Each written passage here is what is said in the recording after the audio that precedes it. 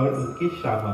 और शाम अगर चंदा है तो उनकी जो श्यामा है वो है चकोरी। चकोरी है एक तरह की चिड़िया, एक प्रजाति की चिड़िया जिसे चांद से बहुत ही ज़्यादा लगाव है। जब भी चांद खिलता है, आसमान में फुल मून होता है, तो चकोर जो होती है वो चांद की ओर ही अपना मुख करके उनको निहारते रहते हैं। इतना उनको लगाव, इतना प्रेम है उनको चांद से। तो अगर शाम चंदा है तो उनके जो श्यामा है वो है चकोरी। बहुत ही सुंदर भजन माता जी। आगे बढ़ते हैं। आज के हमारे जो प्रमुख हमारे भगवान श्री कृष्ण जी, जिनका आज जन्माष्टमी है, तो अब हम उन पर कुछ चर्चा कथा आदि करते हैं। श्री कृष्ण का अवतरित होना, धर्म का पुनः स्थापना और अधर्म का विनाश और भक्तों की रक्षा के लिए हुआ, और हर युग में ऐसा होता रहेगा। यदा यदा हि धर्मस्य ग्लानिर्भवति भारत, अभ्युत्थानम् अधर्मस्य तदात्मानं सृजाम्यहम्। न साधूनां विनाशाय च दुष्कृतां, धर्म संस्था पुनरुत्थानं संभवानी युगे युगे। मतलब कि हर युग में जब जब अधर्म की प्रवृत्ति बढ़ती जाएगी, तब तब भगवान हर युग में आकर जन्म लेकर धर्म का फिर पुनः स्थापना करेंगे। और ये कौन करते हैं? स्वयं हमारे भगवान नारायण जी।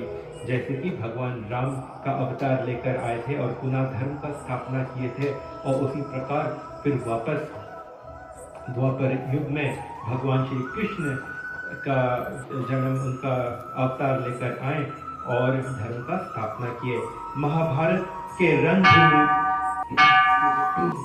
के रणभूमि में जब अर्जुन भ्रमित और दुखी थे, तब श्री कृष्ण ने गीता का दिव्य ज्ञान दिया। कर्मण्येवाधिकारस्ते मा फलेषु कदाचन, अर्थात केवल अपने कर्म फल की चिंता किए बिना अपने लक्ष्य, अपने कर्म की ओर ध्यान दे, ऐसा बतलाया श्री कृष्ण ने। जीवन में संकट आएंगे, मोह, लोभ और दुख आएंगे, पर तुम अपने धर्म और कर्तव्य से डिगो मत। जो धर्म की मार्ग पर है वही ईश्वर तक पहुंचने की मार्ग पर है, और जो धर्म की रक्षा करता है, धर्म स्वयं उनकी रक्षा करते हैं। धर्मो रक्षति रक्षिता। और कभी राम बन के, कभी श्याम बन के, कभी वराह रूप लेकर, कभी नरसिंह अवतार लेकर चले आते हैं हमारे भगवान श्री हरि नारायण जी। और जब आते हैं तो न केवल धर्म का पुनः स्थापना करते हैं, बल्कि अपने विभिन्न लीलाओं से संसार और भक्तों का कृतार्थ भी करते हैं। तो हर युग में जब अधर्म बढ़ता है तो भगवान वापस आते हैं, अपना अवतार लेते हैं और अधर्म का अंत करते हैं। ये कैसे शुरू हुआ, ये धर्म अधर्म भगवान के अवतार लेने का जो कार्यक्रम? तो आप जानते होंगे भगवान जो हरि नारायण विष्णु माता लक्ष्मी सहित वैकुंठ में निवास करते हैं।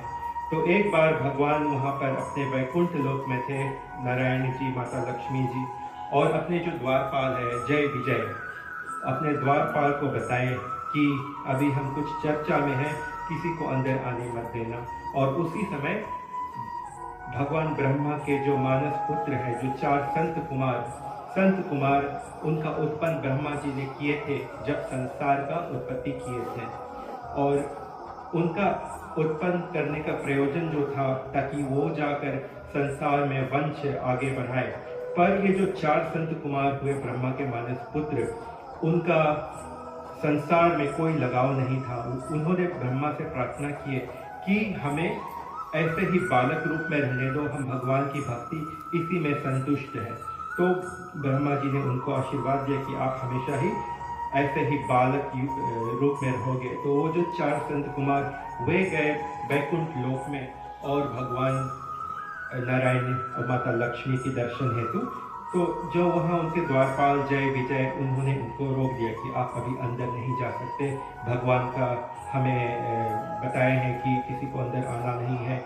बहुत समय तक वेट किया। फिर ये 4 संत कुमार थोड़े गुस्से हो गए। फिर जाके जय विजय को श्राप दिया कि अब तुम असुर योनि में बदल जाओ।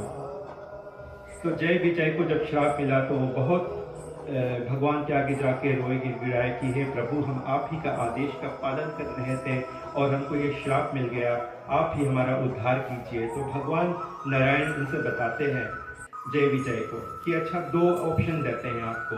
पहला ऑप्शन, अगर आप चाहो तो 7 जन्म हमारी भक्ति करो जाके पृथ्वी लोक पे, और भक्ति करने के बाद 7 जन्म के बाद वापस आप आ जाओगे वैकुंठ में। अपना जय विजय का जो आपका जो पोस्ट आपका जो था वो वापस आपको मिलेगा।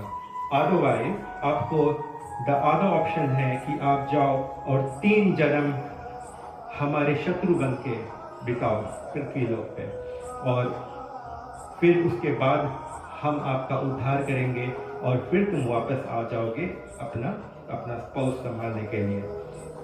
तो जय विजय ने सोचा और उन्होंने डिसाइड किया कि will take the option of the 3 rebirths as enemies of the Lord.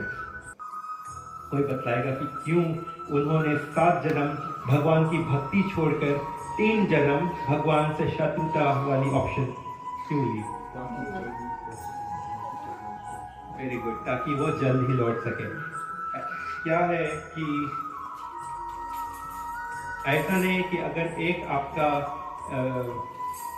एक जन्म आपका पूर्ण हो गया, जुड़ते ही आपको दूसरा जन्म नहीं मिलने वाला है। आपको कभी कभी कितने युग इंतजार करना पड़ेगा। युग भी जाते, राम कब आए थे, फिर कृष्ण कब आए थे, जब इतना टाइम लगता है तो उस हिसाब से अगर देखो तो 7 जन्म as a devotee is gonna take so many years, millions of years. So that shows 3 rebirths as भगवान के शत्रु, एंड देन वापस हम उनको ऐसा था कि जब भगवान हमारा उद्धार करेंगे तो हम वापस अपने लोक आ जाएंगे। तो जब वो डिसाइड करते हैं 3 जन्म लेंगे भगवान के शत्रु हेतु, तो उनका सबसे पहला जन्म होता है हिरण्यकश्यप और हिरण्ययक्ष। तो 2 भाई आते हैं जय विजय, हिरण्यकश्यप और हिरण्ययक्ष। तो आपने सुना होगा भगवान ने जन्म लिया था उस समय हिरण्यक्ष ने क्या किया था, माता पृथ्वी को लेकर जाकर सागर में, महासागर में उसको छिपा दिए थे, और सभी और त्राहिमाम मच गई थी कि माता पृथ्वी की रक्षा करना है। तो भगवान ने वराह यानी कि बोह का अवतार लिया, जाके समुद्र से उनको वापस अपने जो टस उसमें उठा के वापस लेकर आए, और फिर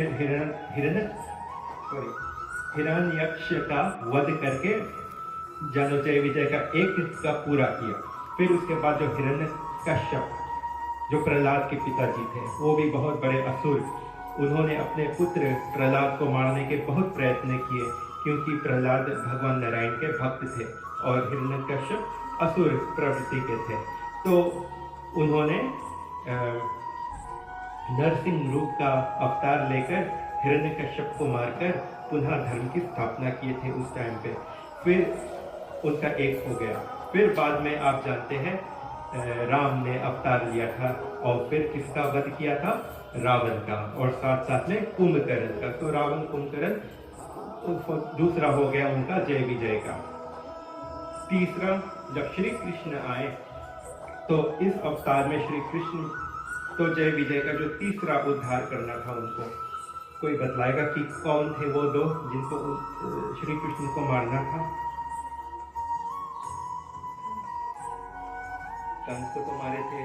कंस, जय विजय, कंस का क्या रिलेशनशिप पूछा है कि नहीं है?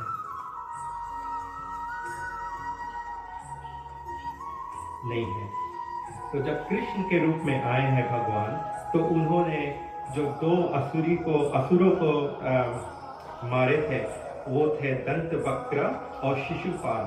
जो दंतवक्र और शिशुपाल, वे 2 जय विजय के तीसरे अवतार जो थे असुरी अवतार, उनको मारकर उनका उद्धार करके सो जय विजय बैक टू वैकुंठ लोक। और जो कंस था, Kansa is not one of the Jay Vijay. बहुत लोग सोचते हैं कि Kansa is one of them, but Kansa is not. तो कंस का जो पिछले जन्म में जो असुर था वो था कालनेमी। कालनेमी ने कंस के रूप में जन्म लिया था।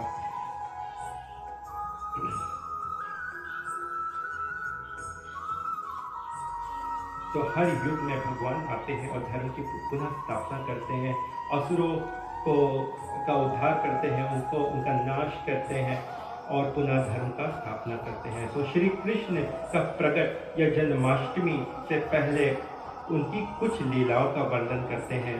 गोकुल में यशोदा मैया की गोद में और अपने नंद बाबा के छत्र छांव में पले, माखन चुराए, गोपियों संग रास लीला रचाई, कालिया नाग का दमन किया, पूतना और कई सारे राक्षसों का अंत किया।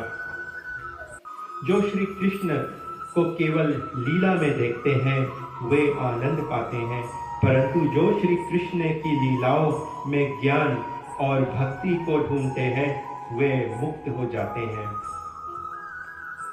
भगवान के लीला जो आनंद देती है वैसा आनंद कुछ और नहीं दे सकता, परंतु अगर उन लीलाओं में उनमें से कुछ ज्ञान अर्जित करो, उनकी प्रति भक्ति दिन प्रतिदिन बढ़ाओ, तो वो आपके मुक्ति का एक मार्ग बन जाएगा।